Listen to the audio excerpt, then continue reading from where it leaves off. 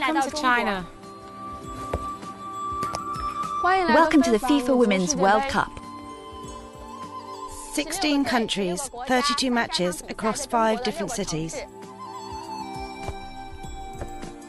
All competing for one prize.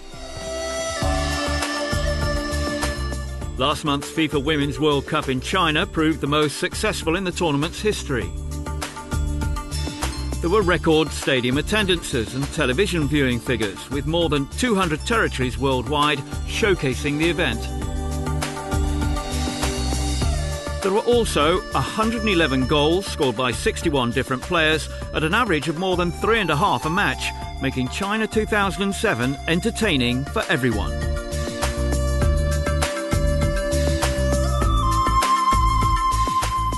I think that the success of this World Cup was due to the fact that we managed to create a special atmosphere on and off the pitch. This tournament has taken the women's game to another level. We need to continue on this road so that the next World Cup in 2011 and women's football in general can become an even greater success. After 3 weeks of competition, Germany once again emerged victorious. The reigning champions didn't concede a goal in China and finished as highest scorers with 19. They fully deserve to become the first country to record back-to-back FIFA Women's World Cup triumphs. We came here to win the World Cup, not to defend our title. We adopted this mindset so we didn't go into the matches with a fear of losing. We worked as hard as we could and gave it our all in an effort to win this tournament and to be able to experience the wonderful feeling of being World Cup winners again.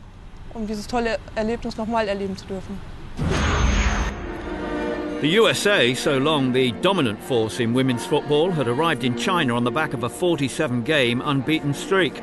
A new generation of players promised much, but delivered little.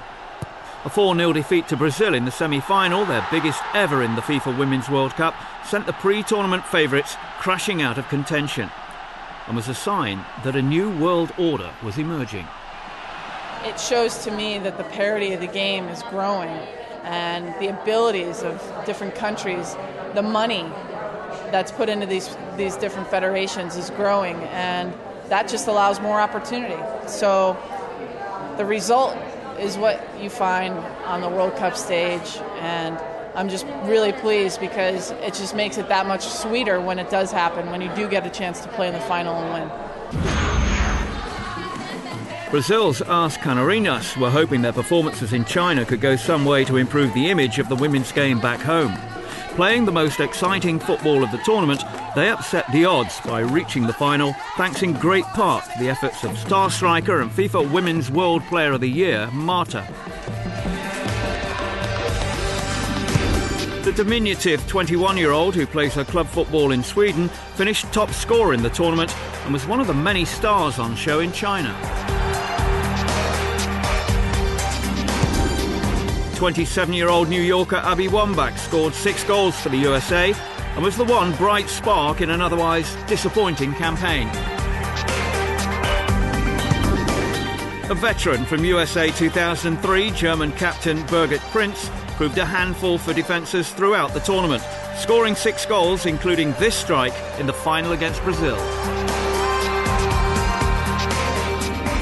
And from England, Arsenal ladies Kelly Smith caught the eye. Playing in her first World Cup, the 28-year-old scored 4 goals as Hope Powell's side made the quarter-finals for the first time.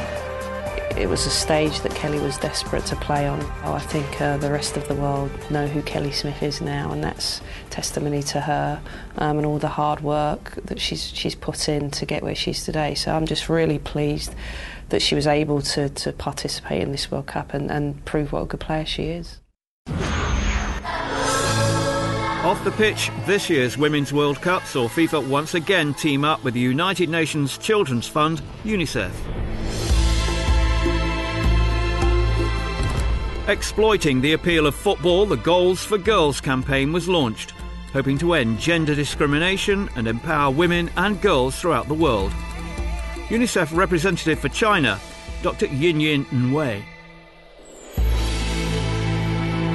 Partnership between UNICEF and FIFA Women's World Cup is a very effective way of harnessing the power and energy of the world's most popular sport. Sports is very important to the development of a child. Not only does it provide a spirit of equity, team spirit, it also provides role models for children. It also steers them away from risky lifestyles into more healthy and wholesome lifestyles. The Goals for Girls project was just one of the many topics on the agenda at the 4th Women's Football Symposium, held in Shanghai just days before the final. Welcome to everybody, ladies and gentlemen, and enjoy the 2 days of this symposium. Attended by 500 representatives from 200 member associations, the symposium threw up a host of proposals designed to bring about faster and more consolidated growth in women's football in the future. It makes sense. The symposium gives us the opportunity to get every football association together during the FIFA Women's World Cup and ensure that they are up to date and know of everything that has happened in the world of women's football in the 4 years since the last Women's World Cup. If the men that are here, the presidents and secretary generals of the various associations, apply the ideas and suggestions we make during the symposium, then we will be able to say it has been a great success. Those people will then help to improve women's football around the world, and that's our objective. Now, if in the future only women attend the symposiums and no men at all, then that would be positive. As the FIFA president said, maybe one day the FIFA president can be a woman. Why not? Everything's possible. China-2007 was a triumph, with improvements on the pitch rewarded by an unprecedented global audience. Next year sees the birth of a professional women's league in Brazil, the relaunch of the Women's Soccer League in the USA, and there's the Beijing Olympics to look forward to. The future of the women's game looks bright.